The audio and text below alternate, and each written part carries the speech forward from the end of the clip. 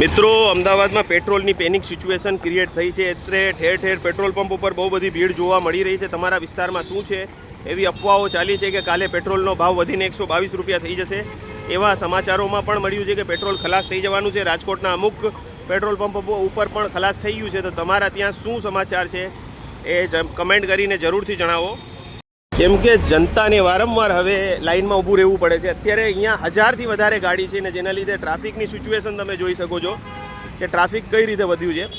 મેં જ્યાં bike park કરી હતી હું 5 મિનિટની રિપોર્ટિંગ કરીને જેવો આગળ પાછળ આવ્યો છું એટલે ખબર પડી કે ભાઈ બીજી 200 ગાડી લાઇનમાં આવી ગઈ છે, પણ આગળ પેટ્રોલ ખાલી થઈ ગયું છે। એટલી પેનિક સિચ્યુએશન છે, લોકો ગભરાઈ ગયા છે કે પેટ્રોલ કાલથી મળશે નહીં અને અમુક કહે છે કે કાલથી 122 રૂપિયા વધારે થઈ જવાનું છે। હવે આપણે મિત્રો આગળ જઈશું મકરબા પાસે ન્યારા પેટ્રોલ પંપ અને HP પેટ્રોલ પંપના દ્રશ્યો જોઈશું અને દ્રશ્યો જોવા માટે મારે રસ્તો બદલીને જવું પડે છે, કેમ કે જ્યાં ટ્રાફિક નથી થતું ત્યાં પણ અત્યારે ટ્રાફિક જોવા મળી રહ્યું છે। એટલે આ પ્રોબ્લેમ પણ સર્જાઈ રહી છે અમદાવાદમાં।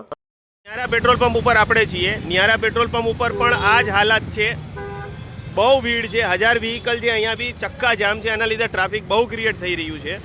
હવે આપણે બીજું HPનું બીજું પેટ્રોલ પંપ ઉપર જઈ રહ્યા છીએ અને આગળ ઇન્ડિયન ઓઇલ પેટ્રોલ પંપ છે, ત્યાં પણ 4 પેટ્રોલ પંપ આટલી જગ્યામાં હોવા છતાં લોકોની પુરવઠાને પૂરું નથી પાડી શકી રહ્યા। વિચારો 4 પેટ્રોલ પંપ છે। પેટ્રોલ પંપ પાસે પોલીસનું પણ બંદોબસ્ત ગોઠવવામાં આવ્યું છે જેથી ટ્રાફિક એકઠો ના થાય। એક તો બ્રિજ બની રહ્યું છે અને અહીંયા પણ ભીડ જોવો તમે, જબરદસ્ત ભીડ। અહીંયા મિત્રો ભીડ તમે જોઈ શકો છો, કેટલી બધી ભીડ અહીંયા લાગેલી છે જે રોડ ઉપર જાય છે।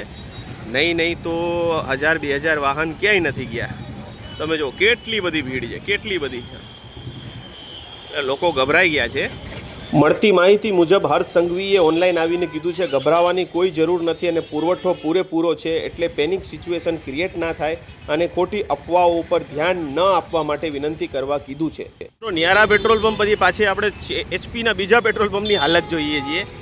એક જ નજીકમાં 4 પેટ્રોલ પંપ હોવા છતાં કેટલી અફરાતફરી છે। 2 વ્હીલરમાં ખાસ કરીને બહુ લાઈન છે અને 4 વ્હીલરમાં અહીંયા લાઈન ઓછી હતી પણ વ્યવસ્થા કરેલી હતી એટલે ઓછી હતી ને અહીંયા પેટ્રોલ ભરવામાં આવી રહ્યું હતું, પહેલાં પેટ્રોલ પંપ ભરવામાં આવી રહ્યું નહોતું।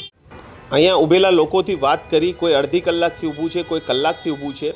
એક ભાઈએ જણાવ્યું કે અહીંયા પેટ્રોલ પંપ ઉપર ફક્ત 200 રૂપિયાનું ગાડીમાં પેટ્રોલ આપવામાં આવે છે અને કારમાં 1000 રૂપિયાનું આપવામાં આવે છે। મિત્રો આપણે HPના બીજા પેટ્રોલ પંપ ઉપર આવી ગયા છીએ, બરાબર। અહીંયા જુઓ, અહીંયા ભીડ જુઓ, ચક્કા જામ છે, ચારે બાજુ 2 વ્હીલર જ 2 વ્હીલર છે અને ક્યાં સુધી આ ભીડ જાય છે તમને હું દર્શાવી રહ્યો છું।